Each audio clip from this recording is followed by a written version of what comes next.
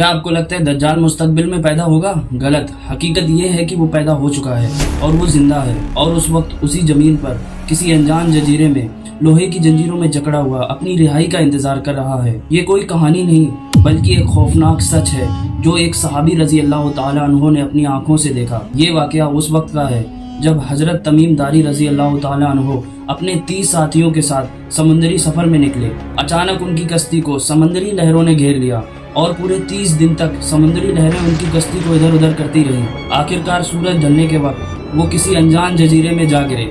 جزیرے پر قدم رکھتے ہی ان کا سامنا ایک عجیب و غریب جانور سے ہوا جس کے جسم پر اتنے گھنے اور لمبے بال تھے جس سے یہ پہچاننا مشکل تھا کہ اس کا آگے کا حصہ کون سا ہے اور پیچھے کا کون سا۔ صحابہ رضی اللہ تعالیٰ عنہ نے پوچھا، تو کیا بلا ہے؟ اس جانور نے انسانی زبان میں جواب دیا، میں جساسہ ہوں، اور ایک کھنڈر کی طرف بولا کہ اس کھنڈر کی طرف جاؤ، وہاں ایک شخص تمہاری خبر لینے کو بے چین ہے۔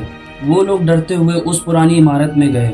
وہاں انہوں نے ایک ایسا انسان دیکھا جو قد اور قامت میں اتنا بڑا تھا کہ انہوں نے کبھی ایسا انسان نہیں دیکھا تھا، لیکن وہ آزاد نہیں تھا، جس کے دونوں ہاتھ گردن سے بندھے ہوئے تھے اور اس کے گھٹنوں سے لے کر ٹخنوں تک لوہے کی بھاری زنجیریں جکڑی ہوئی تھی۔ حضرت تمیم داری رضی اللہ عنہ نے پوچھا کہ تو کون ہے؟ اس نے جواب دینے کی بجائے سوال پوچھنا شروع کر دیے۔ اس نے پوچھا، کیا پیسان کے کھجور کے باغ اب بھی پھل دیتے ہیں؟ انہوں نے کہا ہاں۔ اس نے کہا وہ وقت قریب ہے جب وہ پھل نہیں دیں گے۔ اس نے پوچھا، کیا بحر طبریہ میں ابھی بھی پانی ہے؟ انہوں نے کہا ہاں، بہت پانی ہے۔ اس نے کہا جلد ہی اس کا پانی خشک ہو جائے گا۔ آخر میں اس نے پوچھا، کیا امیوں کے نبی حضرت محمد صلی اللہ علیہ وسلم ظاہر ہو چکے ہیں؟ انہوں نے بتایا ہاں، اور لوگ ان کے ساتھ ہیں۔ یہ سن کر اس نے وہ راز کھولا جس نے سب کو دہلا دیا۔ اس نے کہا، میں مسیح دجال ہوں اور مجھے جلد ہی نکلنے کی اجازت ملنے والی ہے۔